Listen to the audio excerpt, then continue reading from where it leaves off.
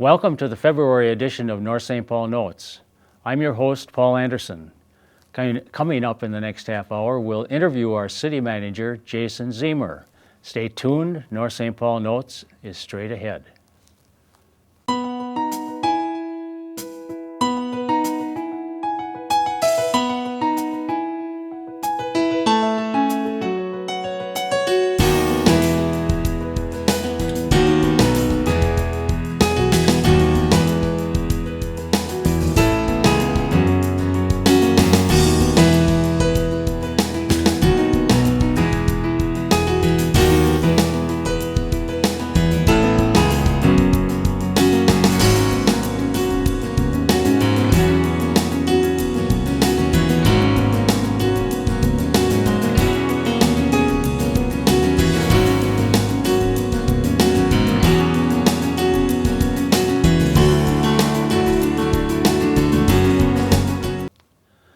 Hello and welcome to the February edition of North St. Paul Notes. We hope this show will keep you up to date on the news and events that are of interest to the residents of North St. Paul. Longtime city manager Wally Weisapel left North St. Paul last year after working for the city for 15 years. After a number of candidates were interviewed, Jason Ziemer was named the new city manager for North St. Paul. He's with me today in the studio. Welcome, Jason. Thank you. Pleasure to be here. Good. In fact, all the time Wally was here, I never interviewed him at all. I think he was camera shy. But we're breaking new ground then. I guess so. But you're a little experienced, as I might mention later on too. So that helps, although it's a little more threatening for me when I have to face somebody who's had the experience on TV. So, but I looked up a little bit of history on the city as to city managers, and this system of government that we adopted came across in it's the council manager form of government, and started in 1951 in North St. Paul. The first city manager I remember was Gordon Olson, and since then we've had I think you are the seventh to be hired as city manager. So, heard that, yeah. Yeah, but a little more history was that in 1913, a commission system of government was established, and you're familiar with the commission system of government. Mm-hmm. And in that case, the mayor at the time, his name was Murphy, he expected each council member to be responsible for a department of the city government. I guess maybe that's standard for that form of government. For a commission level of government, yeah. It is, yep. So also I found out that the council members were paid $10 a year back in 1913. And they were responsible for a part of the city staff. Right. And it's interesting to see that somebody elected could have the knowledge to run a part of the city government. I'm not sure how that worked, if that worked well all the time or not. You know, actually it's interesting because there are still commission forms of government at the local level out there. Actually, when you had mentioned I've done this before, so I used to be in television years ago. Right. And one of the first TV jobs I had out of college after getting my undergraduate degree was in Williston, North Dakota, where they were in a commission form of government. So it was kind of interesting to see how that ran, where you had each commission member was responsible for public works and finance in these different areas. So it seemed to work pretty well. That's what they liked. That's what worked well for them. So that's the type of government that they wanted to have. Sure. And I'm assuming that's the form of government. I didn't check into this further, but I'm assuming that's the form of government we had until 1951 when the city manager form took place. It could have been. Yeah, I'm not up to speed on all the past history, but it's largely possible that they at some point in time they made a decision to go what those of us in the profession coin more of a professional type of organization, where you have a manager running in trying to keep the politics out of the day-to-day operations of the city. So. Yeah. I'm sure that entered in quite often was the politics. Never know. Well, another interesting point was that I found out that at that time the editor of the newspaper, the local newspaper, which was called the Sentinel, he suggested that the city hire a city manager and the city apparently didn't pay any attention to him, so that's how it continued on as the commission style of government. So it's kind of interesting to see these things in our history, and I know that you're interested in the history too. Yes, so, we spent some time yeah. going through the History Museum. Yeah, that's kind North of St. Paul. It was very interesting. It's kind of fun to, Yeah. have somebody has that mutual interest. Well, before coming here, you were city manager at Maple Plain, where you served for how long? I was there for about 6.5 years Okay. in Maple Plain. So. Okay. And Maple Plain is considerably smaller than North St. Paul, is that correct? Yeah, Maple Plain's about 2,000 people. North St. Paul's is a little under 12,000 That's right. people, but many similarities. It's interesting that even though the size differences, there's a lot of similarities between the two cities. They were both older. Maple Plain had just celebrated its 100th anniversary Really? Okay. a couple years ago. There's a lot of just similarities between the two in terms of hopes for the future and the close-knit community that they had here, Sure. and you have that here as well. Okay. So. I had assumed that Maple Plain was one of those newer suburbs that started up, but Yeah, it was. that's not It the was case. actually, the area was founded in 1868, and then they incorporated it in 1912. So, Okay. So it's been out there for a while. You just, a lot of people don't hear about it because it's way out in western Hennepin County. And when I actually got the job out there, people thought that they knew where Maple Plain was at, but they went through all the maples. There's Maplewood Right. and Maple Grove and Right. all those. And I said, well, where's Maple Plain? Well, it's in western Hennepin County. When you tell them it's just past Orono or Wayzata, then they go, oh yeah, I know where Yeah, that's at. sure. Yeah. Everyone assumes, I think, Maple Grove. Maple Grove. Yeah. Maplewood was another big one. Oh, yeah. is that right? Or then there's Maple Lake too, Sure. out by St. Cloud. Sure. So. Well, tell us a little history of your background and where you started and what kind of work you were doing. You mentioned the TV work, Sure. but I'm sure you must have had other types of jobs too. Yeah, when I got my undergraduate degree from the University of North Dakota in broadcasting, and my first job, as I mentioned, was out in Williston, North Dakota. And out there, it's Williston. Everybody knows it nowadays because of the oil boom, but they were That's really right. struggling at that time to figure out how they were going to survive because the oil had really kind of disappeared. And so my beat essentially became the local government, county government, those sorts of things. Mm-hmm. And I enjoyed it, and then I got hired in Grand Forks a few years, or about 6 months. I left that job after about 6 months and moved into Grand Forks right after the big 1997 floods that they had up there. Oh, that's right, sure. So I was really involved with a lot of the recovery efforts up there, and my news director at the time needed somebody to cover a council meeting. So he asked me to go cover the council meeting, and I did that, and he came back and he said, you do a pretty good job at that. I'm going to leave you on that beat. And I said to him, please take me off. And Right. I'll do anything but cover local government. And so it just kind of grew, and I did that for about 3 years. I covered both local government, state government, county government. That was my main job requirements. And then my wife got a job down in the Twin Cities, and then we moved down here. And I worked for Conus Communications for a little bit. That's an operation that's tied in with KSTP TV. Oh, sure.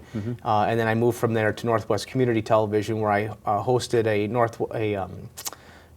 public affairs program for 9 of the Northwest suburbs. And I did basically, I didn't quite cover council meetings, but I covered a variety of different issues on behalf of the city. So I would work with them to identify topics that they felt they would like to have covered on news programs, and we would do that, and it went really well. And I did that for about a year, and then decided it was time for a change, and I went to the Department of Natural Resources and spent a little more than 5 years there.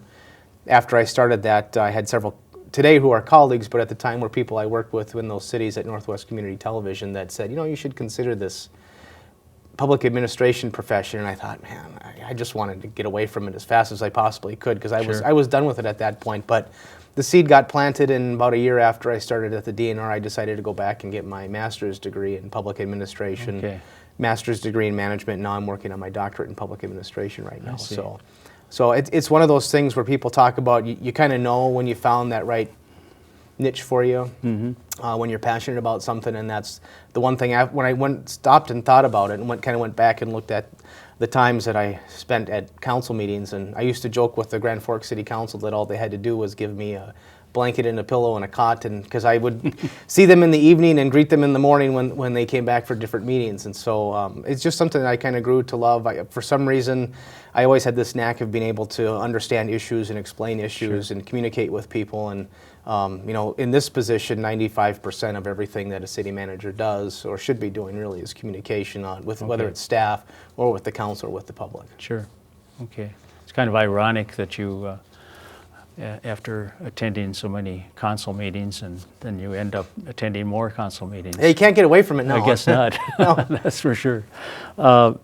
Coming into a new position is always filled with uncertainty, and I guess I was wondering if was it that much of a challenge? It sounds like it wasn't, but coming from a smaller town into a larger town, not a large town, but a larger town than you were accustomed to, was that a challenge at all? I view things more, rather than challenges, more as opportunities. And so I saw a tremendous opportunity in Maple Plain, it was really my responsibility to kind of do everything. Okay. So I was the finance director and the city administrator, and you did every other duties, and I would jokingly even said part-time janitor, Sure. on some of those things. But I think the appeal of going there initially was that it gave you an opportunity of getting your hands involved in a variety of different things, really to kind of hone your skill, and it gives you a better understanding of really what the staff do at North St. Paul or even any other larger organization. You can connect better, you understand, you've been through some of the trials and tribulations that they've had to go through on the day-to-day stuff, whether it's dealing with residents or dealing with council on issues that they're trying to get accomplished, or just even have a better understanding of really what it takes to get the job done. And so when coming here, I saw that just my ability of having all those different experiences, again, was an opportunity to bring some of that into this position, and understanding that Wally had been here for 15 years, and I've known Wally and have always had a tremendous amount of respect for him. So coming here really was, with me being new, he and I have really two different management styles, two different philosophies, approaches, and so it's more of an opportunity to really assist the staff in trying to lay out what direction we're trying to take the organization. And it's really not a change. The staff are very committed and dedicated to North St. Paul, to the work that they do, and I think that was one of those appeals of coming here, as I've told the staff repeatedly, and the council really too, as well, is that you've got a lot of longevity on the staff. You have people that are very dedicated, Right. And even the former manager talked very highly of the staff that were here, and so all those things factor into coming into an organization where you can bring, what I perceive as, my strong leadership style into the organization, and just continuing things from where they were left off and taking them in a new, different direction if that's need be, but to continue on that same path. So in a way, do you think it's more of an adjustment for the staff than it is for you? Well, I think it's an equal adjustment. I've been on the job for 5 months, and so we're still kind of getting to know each other. As I told the council coming here, coming to North St. Paul, the staff were accustomed to one person for 15 years. Sure. So this is going to be a significant change from what they had before to what they're going to have with me. And it's going to take some time. It's not going to be something that's going to happen in 3 months or 6 months. It might take a year. It might take a couple of years, really, for everybody to kind of be comfortable and fully entrust with the management of the city, where the council is trying to go to. But if we can open up those lines of communication and reestablish things out in the public and have improve those lines of communication between the public and the city, I think it's just going to take some time to get there. And in many respects, it's just, I always say patience, persistence, and perseverance are kind of the 3 Ps that I try to focus on. And you have to continue working on those things in order to succeed in anything you try to do. At a recent business association luncheon, you spoke about some of your goals. Can you talk about that a little bit? Yeah, one of the things that the City Council, throughout the interview process, and really since I've been here, they've talked about, they want to get this redevelopment engine kind of reignited in the city. And how do we get new businesses to open up here? How do we get the entrepreneurs that are looking to start businesses? How do we get enticed developers? Whether it's, the downtown area is intended to be this kind of small, kind of walkable, mom and pop shop sort of thing, where you've got these unique shops that people are drawn to. But you really need some of those, the big box type of stores, or those national draws like the Targets, which you do have in the community. But how do you get a mix of those things that you have those type of landmarks or those destination type of businesses that you can draw them in to North St. Paul that will take advantage of the Right. downtown areas. And so the city council said, we want to figure out how we're going to get this redevelopment engine started. And so one of the things that we started looking at was the city zoning code.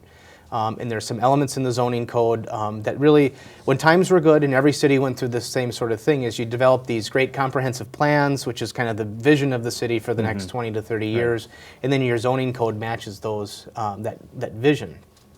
And what happened, all these cities went through this process, and then the economy kind of went in the tank, and then cities, as the economy starts to climb back out, cities are kind of stuck with these policies that maybe don't necessarily work or don't really fit with today's environment of what you have. At some point it may be in the future, but right now you have to try and figure out how you fit in the needs of today with the visions of tomorrow, and how you can kind of energize those things. And so one of the things that we're taking a look at, and we did bring in a consulting firm to do a review of the city's code book as it relates primarily to the business district and the diversified district, which was the new district that came out of the comprehensive plan. And kind of after going through that whole process, we decided that it's probably just better that we just throw that out and start over with something new to match the environment of today. And really because I think over time, and this tends to happen, whether councils change or they just have a change of mind or change of heart, is, I think they're starting to see that maybe they want things to go in a different direction. They still have the same sort of vision of wanting to accomplish some of these goals, but getting there, it's time to take a little bit of a detour on that route, and then at some point you'll get back on that path later on. Okay. So what we're working through right now is taking a look at redoing that zoning code. We are in the process of hiring a city planner, and so we've kind of put that on hold until we get that person on board, so we can work with that person a little more closely rather than a consultant. And then we can have a lot more internal discussions, public discussions with city council on what that will all look like and what it means. So we're just in the very beginning stages of that part of the discussion. Is there anything else that you had in mind as far as goals were concerned? I think the one thing that I've told people, and I've been asked that question before from a business owners, is what's my vision for North St. Paul? And my response is always, what's your vision? What's the council's vision? It's not about my vision of the future. It's really the community's vision of what they anticipate or what they would like to see. And it's my job to try and assist the city council in taking those visions and helping them to become reality. Along the way, it'd be my responsibility and the staff's responsibility to try and provide some interpretation as to, you've got this big vision, what does that mean, what does it look like, but to try and help generate ideas and provide assistance to the city council in figuring out what the best policies or practices are, or what the best methods to be able to get there. Okay. One of the things that we are doing, we are bringing in a national retail research firm. They're called Buxton. And the idea behind this organization is to come in, sit down with the city staff, the city council, and we've had several meetings with them already, and they'll be going on the February 18th meeting for approval of that contract. But what they do is assisting us, and rather than having this big shotgun approach of how we approach businesses and developers, in other words, rather than just talking to everybody, is helping us more with a rifled approach of being able to get to the people that actually are interested in being in North St. Paul. And the idea behind it is everybody, whether it's North St. Paul or Maplewood or White Bear Lake or Oakdale or any of the cities that surround our community, is they all have a great story to tell on why businesses should be located. But how can we tell our story, but at the same time say, and here's why you're a fit for North St. Paul. And some of the idea is to get beyond just the demographics of what's the age range population, where do people live, what are the what's the monthly household income, but to really drive home to where people are spending money. And that's kind of the idea behind this this research firm, is to assist us in generating that information so that people can say, we want this type of business, and we can have an understanding of, does that business match the profile of North St. Paul? For example, I've had a lot of people say, we'd like to see a Trader Joe's in North St. Paul. And today I couldn't tell you if North St. Paul's is a Trader Joe's community or not. But by working with this company, the idea is to help determine that. And if they come back and say, yeah, you're a perfect match for Trader Joe's, then now we know that we can actually go and approach them and say, this is our story about North St. Paul, and here's how you fit within that, and here's how we match your business plan. And start working with them and trying to negotiate to bring them in at that point. Okay. I often hear comments from people saying, well, why can't we have the retail like we used to? And I think people often don't think about the fact that since those days that we used to have, there was no Maplewood Mall. There was no all that development on White Bear Avenue and all around North St. Paul. Right.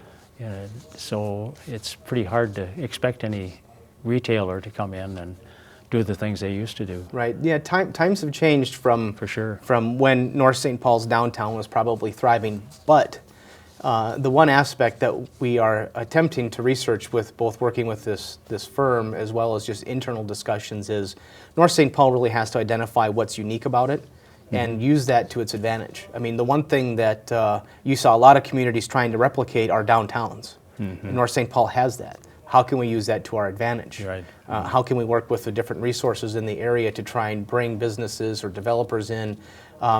We don't necessarily are saying that everybody's going to be located in the downtown area because you need those anchor tenants, so to speak, that might be on the outside along Highway 36 that are going to bring people in, and once those people are here, then you have the ability of redirecting them to say, here's how you get to downtown, and here's the types of shops that you can find, and Right. and so there might be a lot of opportunities as it relates to having that unique type of environment in the downtown area.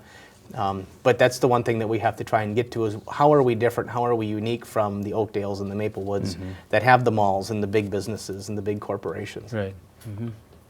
Well, included in what you've been working on is some staff changes. You mentioned the bringing in a city planner. What are some of the other things that you're thinking about as far as staff changes? Right.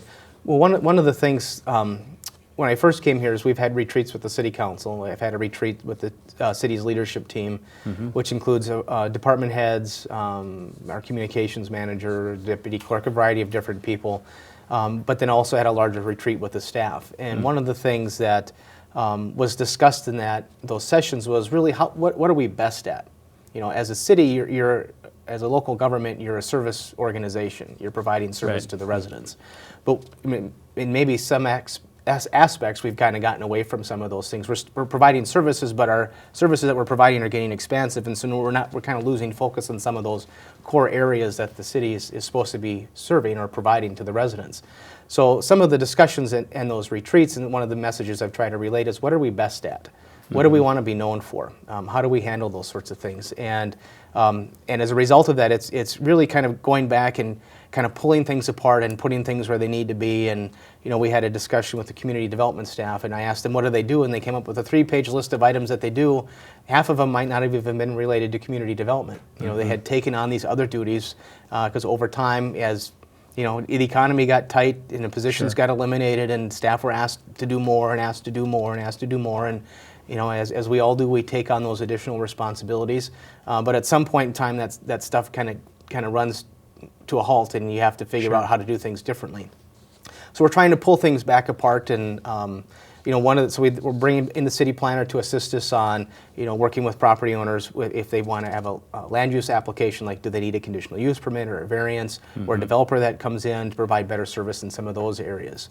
We're looking on bringing on a finance director, which the city used to have, but really hasn't had. We've had a consultant finance director for the last few years, and that's worked out well, but they've only been there 1 day a week. And so you really need that person in that capacity to work with myself and the city council, the finance staff, as well as the larger staff within the organization to really help provide some direction where things are going from a financial aspect, and really to do a lot more planning with regards to those. We're looking at bringing on an engineering tech, but that idea is, maybe that's something that could be shared with another community. We're looking on bringing on an assistant to city manager position to help with some internal HR functions, as well as to kind of assist with some of the commission work.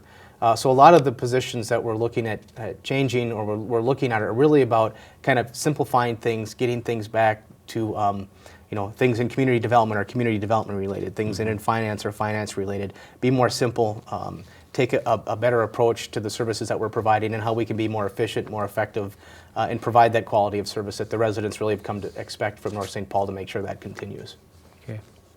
Well, we only have a few minutes left, but you also had mentioned communication as a priority, and is that something that you've already started to work on, or what areas have you been thinking about as far as communication? Yeah, it's kind of hard to get away from the communication piece when you've done that for years. Well, for sure. Yeah. But I think that's, as I mentioned, that's the key element. I mean, it's 95% of what we do on a regular basis. It's to keep people informed, keep people engaged, keep people involved. And the one thing as a communication piece that it's always been a passion of mine and something I've always wanted to do, which is to bring a Citizens Academy into the community I've worked for, to give people more of an interactive opportunity to get involved with the city, to have a better understanding of what it is that the local government does and does for them and the services that they provide and how those services work and affect them.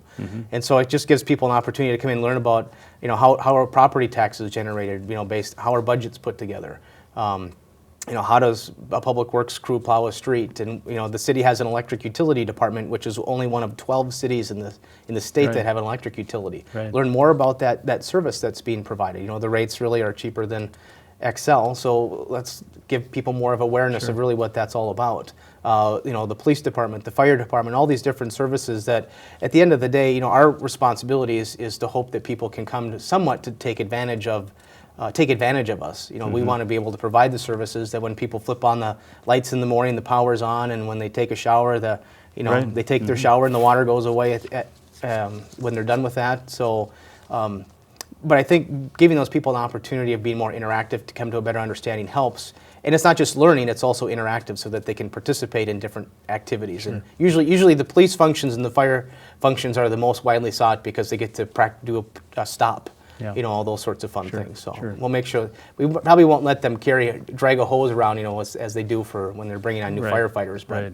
we'll give them experiences with that. So that's something we're working on. Well, we just have a few seconds left, but is there anything else that you wanted to mention that you didn't get a chance to? I think we've pretty much covered We most have of it. covered But quite a bit, but- I appreciate the opportunity Yeah. to be here today and to kind of Well, introduce myself to the community Sure. a little bit more. And as we go forward, my hope is to continue to be involved with the community and Right. get more of the staff and the department heads and the city council more involved. And I know the city council is looking at how they can kind of also reconnect with the community and be more involved That's in great. all sorts of things. So That's great. Well, thanks, Jason, for appearing on the program. yeah, and my pleasure. hopefully in the future we can have you back. Very So- good. Look forward to it. We've been talking to Jason Ziemer, our city manager of North St. Paul, and we are out of time on this month's show. Join us again next month when we'll bring you more news about North St. Paul. I'm Paul Anderson, speaking for everyone at the City of North St. Paul. Thank you for watching.